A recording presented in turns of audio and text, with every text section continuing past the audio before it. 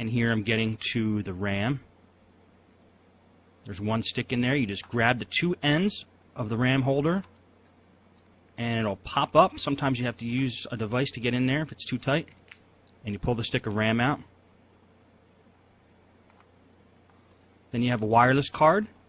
And wireless cards have that antenna. It's usually a black, gray, or white cord. It just pops right off. And again, the wireless card comes out just like the RAM does. Now we're going to get the hard drive out. And this laptop actually already has the hard drive taken out, but we'll take the cover off. Now what I really want to do is get the screen off, because the screen's going to be in the way. I want to remove it from the equation. To get to the screen in most laptops, you have to take this cover off. And that gives you access to both the keyboard and the screen. I call it the hinge cover plate because it covers the hinges. And the way to get that off is usually to just pry it off, unless it's held in by screws, and that's why I turn the computer over.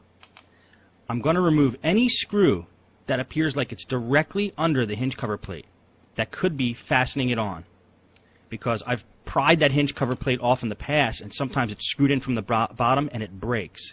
So, rule number one, if you have to force anything off of these laptops, stop what you're doing. It's probably going to break.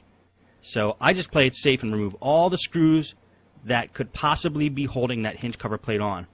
And the only way I'll be able to tell is when I go to attempt to take the hinge cover plate off. So just lining it up. I lined up how big that hinge cover plate is, and I'm just removing any screw that's directly under that. And this computer actually has a lot of them. Most computers don't have this many screws directly under the hinge cover plate.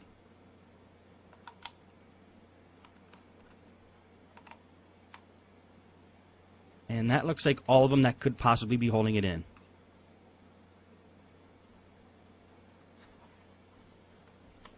So now we flip it over, open it back up again, and now we attempt to remove the hinge cover plate, knowing that any screw that could possibly be holding it in is removed.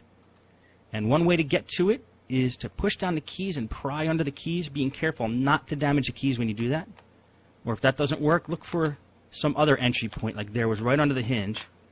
And then what you have to do is kind of jiggle it, and it'll pop off. Now we have access to the keyboard, and it's going to take the 4 screws off that are holding the keyboard on. Now that hinge cover plate in some computers might have a ribbon cable attached to it, or might be fastened in a different way, but they're all generally about the same. It's kind of snapped in there, sometimes with and sometimes without screws holding it in. And keyboards, sometimes they have screws like they have in this one where I'm pulling them off now, and they always are attached by a wide ribbon cable that you just grab by both ends at the connector and pull it out. Now I'm disconnecting any ribbon cable I see. This is for the touchpad.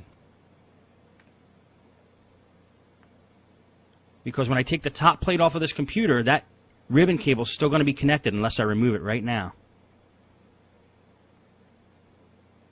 Now I have access to the screen, and this is the LCD cable I'm pulling off now. And these 2 wires here go to the wireless card.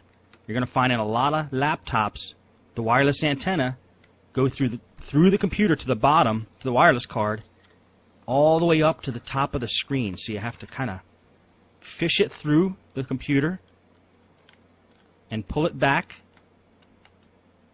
This way you could get the screen off. If we didn't pull these wires back, we wouldn't be able to remove the screen. And then we'll start removing screws from the hinges on the screen. This particular computer has 3 hinges that go straight down and hold the screen to the base. 1.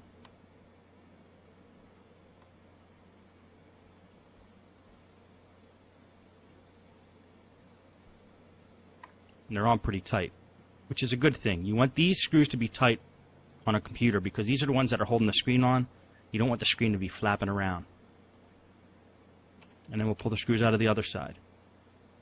Now if you'll notice what I'm doing with the screws after I'm taking them out of the computer, I'm putting them loosely in certain piles so I remember where they go.